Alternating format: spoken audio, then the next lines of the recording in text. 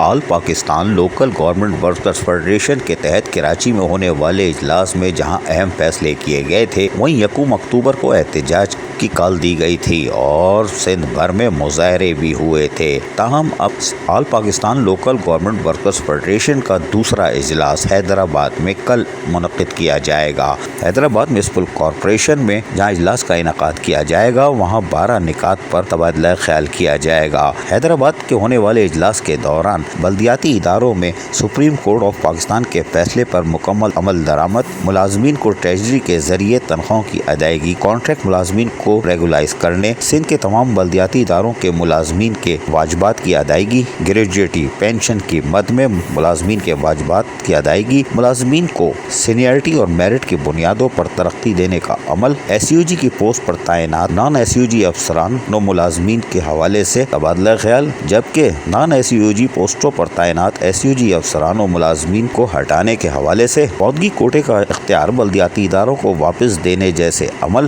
بلدیاتی اداروں میں تعینات ایڈمنسٹریٹر، میونسپل کمشنر، ریونیو افسران کے بجائے ایس یو جی کے افسران کی تعیناتی کے مطالبے سمیت 10واں نکات، بلدیاتی اداروں کے دوہرے معیار کو فوری بند کرنے اور بلدیاتی اداروں کے ملازمین کو لوکل گورنمنٹ کے ملازمین کی طرح مراد کی فراہمی، جبکہ بلدیاتی ملازمین کے جائز مسائل فوری طور پر حل کرنے اور ملازمین کو دھمکانے کا عمل بند کرنے جیسے مطالبات کے ساتھ ساتھ 12واں نکات سندھ کے بلدیاتی اداروں کے ملازمین کو بے روزگار کرنے کا سلسلہ بند کرنے کا بھی مطالبہ شامل ہے۔ ان 12 نکات پر all Pakistan local government workers federation کا اجلاس حیدرآباد میں کل 3 بجے منعقد کیا جائے گا۔ اجلاس میں سندھ بھر کے بلدیاتی نمائندے موجود ہوں گے، جس طرح کراچی میں موجود تھے۔ کراچی سے جیکب آباد تک اور بدین، سکر، لاڑکانہ، مورو، نوشہر و فروز سمیت دیگر بلدیاتی نمائندے ایک چھت تلے پھر جمع ہو رہے ہیں۔ واضح رہے کہ 17 نومبر لاسٹ تاریخ ہے۔ اس دوران مطالبات حل نہیں ہوئے تو وزیر اعلیٰ ہاؤس کا گھیراؤ کیا جائے گا، جبکہ گزشتہ روز حیدرآباد سی بی اے کے یونین کے جنرل سیکرٹری اکرم راجپوت نے آرمی چیف سے بھی مطالبہ کر دیا ہے